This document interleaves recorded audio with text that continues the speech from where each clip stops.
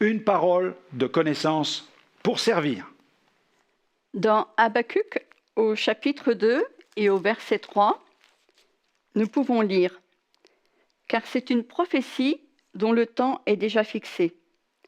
Elle marche vers son terme et elle ne mentira pas. Si elle tarde, attends-la. Car elle s'accomplira certainement. » Et c'est ce qui s'est passé pour moi. Le 6 janvier 2003, alors que je venais de réussir un concours pour devenir adjoint des cadres à l'hôpital de Troyes, j'ai reçu une première parole de connaissance.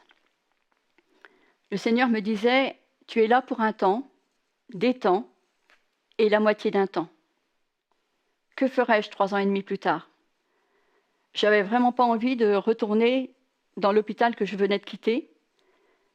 Je ne savais pas ce que le Seigneur avait en réserve pour moi, mais ce que je savais, c'est que Dieu avait tout préparé. Et le temps a passé. Lors d'une réunion de prière chez une sœur, le 9 septembre 2004 exactement, j'ai reçu une nouvelle parole de connaissance. Et cette parole de connaissance a véritablement réjoui mon cœur, m'a vraiment transformée. Cette parole disait « Réjouis-toi, mon enfant. Tu vas me servir et tu feras de grandes choses. Ne crains rien, j'ai tout prévu dans les moindres détails. Va de l'avant, marche et je te bénirai. » Et depuis ma conversion, j'avais le désir de servir Dieu.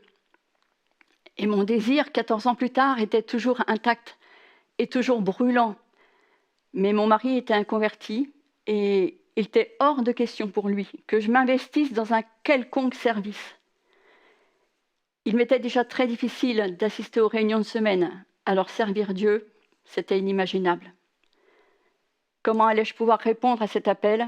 C'était mon désir. Mais de moi-même, je n'en avais aucune idée. Et seul Dieu pouvait agir.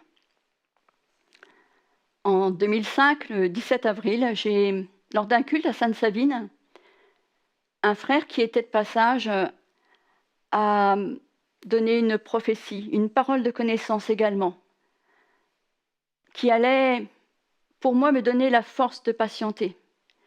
Cela faisait 7 mois que j'avais reçu ces paroles et j'étais impatiente de servir Dieu, mais je ne voyais aucun changement dans ma vie. Et ce matin-là, j'ai vraiment pris conscience que Dieu était là, que Dieu conduisait toutes choses. Le Seigneur me disait, tu marches dans le brouillard, mais je vais te montrer à travers ce brouillard ce que j'ai prévu pour toi. Et j'ai prévu bien au-delà de ce que tu peux imaginer. Mon temps n'est pas ton temps, sois patiente. Ok, je devais encore patienter, mais combien de temps? Quel était ce plan de Dieu pour ma vie que je ne pouvais imaginer? Tant de questions qui sont restées sans réponse. Et puis, Dieu est intervenu d'une façon tout à fait inattendue. En 2005, en novembre, après 6 semaines de maladie, mon mari devait décéder d'un cancer généralisé. Et toujours dans la confiance, j'ai seulement dit au Seigneur le matin du décès, je me souviens, je rentrais de l'hôpital en voiture et j'ai dit au Seigneur, je ne sais pas pourquoi tu permets cela, mais à travers cette épreuve, je veux simplement voir ta gloire. Et à cet instant T de la souffrance, j'avais complètement oublié toutes les paroles que j'avais reçues précédemment. Et puis le temps a passé et en janvier 2006, j'ai reçu une profonde conviction dans mon cœur que j'allais quitter l'hôpital. Que mon temps était peut-être effectivement arrivé. Que j'allais peut-être trouver ce chemin que le Seigneur avait programmé pour moi. Et en février, j'ai commencé à avoir des songes. Je me voyais entrer dans une pièce remplie de livres et j'ai commencé à imaginer travailler dans une librairie. Alors j'ai regardé tous les sites, la CLC, c'est ici, tous les sites que je pouvais trouver en ligne, chrétiens bien entendu, et les offres d'emploi. Mais sur mon cœur, il n'y avait pas de véritable conviction. Ce n'était pas le plan que Dieu avait pour moi. Par contre, à chaque fois que je prenais un temps à part pour prier, j'étais conduite à prier pour Franck Alexandre.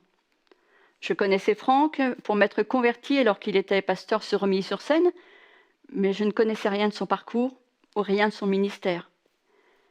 Et puis est arrivé le mois de juin, et un soir, je lisais un livre que Franck m'avait envoyé lors du décès de mon mari, et j'ai découvert une faute d'orthographe. Et une pensée m'est traversé l'esprit, et si tu corrigeais des fautes dans les livres? Et là, tout comme Sarah, je me suis mis à rire et je me dis, Seigneur, où veux-tu que j'aille corriger des fautes dans les livres? J'ai posé mon livre sur la table de chevet et je me suis endormie. Et 3 jours plus tard, je dirais comme par hasard, j'ai reçu un mail de Franck qui m'invitait à venir déjeuner à leur base missionnaire à Saint-Julien-les-Villas. Je n'avais aucune idée d'où se trouvait cette ville. Mais j'ai répondu à cette invitation. Et alors que nous étions en train de déjeuner et que je leur racontais un petit peu ce parcours spirituel sans rentrer dans les détails des paroles reçues, j'ai vu leur visage s'illuminer, j'ai vu Liliana avoir un grand sourire et moi j'étais là, je ne comprenais rien du tout. Et puis Franck m'a invité à me lever et à le suivre dans une des pièces de cette maison. Et nous avons traversé cette maison et Franck a ouvert une porte. Et là, je me suis trouvée dans une pièce recouverte de livres. Et Franck me dit, j'ai besoin de quelqu'un pour corriger mes fautes. Ah là là, je ne peux pas vous dire comment mon cœur était rempli de joie. J'avais cette confirmation de mon appel à servir Dieu. C'est là que Dieu me voulait. Il n'y avait aucune hésitation à avoir. Mot pour mot, c'était tellement évident. Mot pour mot, Dieu confirmait son appel. Alors l'après-midi même, je suis allée à la direction des ressources humaines de l'hôpital et je leur ai dit que je voulais démissionner. Et je suis partie de l'hôpital de Troyes, 3 ans et demi, juste après la première parole de connaissance. Dieu avait tout conduit comme il le souhaitait. Son timing était précis. Et depuis, je sers aux côtés de Franck et Liliana. J'ai servi la première année comme bénévole, puis j'ai été salariée. Dieu m'a fait cette grâce, et Dieu me fait cette grâce de le servir encore aujourd'hui à leur côté. Et c'est vraiment un bonheur complet que Dieu m'a donné. Et ce que je peux vous dire, c'est que quelques mois plus tard, Franck et Liliana m'ont avoué que de leur côté aussi, ils avaient reçu mon prénom. Au départ, ils se disaient que c'était impossible parce que je travaillais à l'hôpital, que j'avais un travail et que je n'allais pas quitter la fonction publique pour être bénévole à leur côté. Et pourtant, c'est ce que Dieu avait prévu. Et Dieu a permis que je sois bénévole la première année, que je sois salariée ensuite. Et voilà, c'est vraiment une véritable grâce. Et c'est vrai que lorsque Dieu nous donne une parole, on la voit toujours s'accomplir dans nos vies. Alors si vous avez reçu une parole du Seigneur, si vous avez reçu une promesse, eh bien serrez-la profondément dans votre cœur, sachant qu'elle s'accomplira toujours. Parce que Dieu n'est pas un homme pour mentir, il est Dieu.